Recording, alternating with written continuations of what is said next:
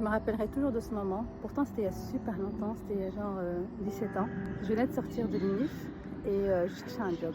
Et bien évidemment, j'étais pas mal discriminée vu mon faciès. Et j'avais été dans une entreprise.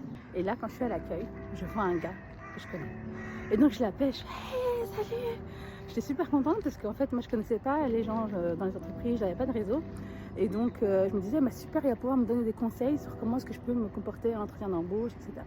Et le gars me voit et il s'arrête comme ça. Et puis, il part limite en courant, quoi. Je me suis dit, attends, il se passe quoi? Et j'ai eu franchement, pendant longtemps, je l'en ai voulu parce qu'en fait, ce gars, il est d'origine marocaine comme moi, il est musulman comme moi. Et je me suis dit, mais comment le gars, il travaille là? Pourquoi est-ce qu'il m'évite? En fait, pour lui, c'était trop pour lui. C'est après que j'ai compris ça. C'était trop pour lui parce que lui, déjà, c'était une des seules personnes d'origine marocaine à travailler dans notre entreprise.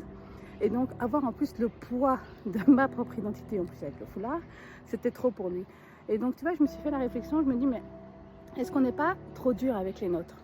Les nôtres, les gens de notre communauté, et on a plein de communautés différentes, on est d'accord.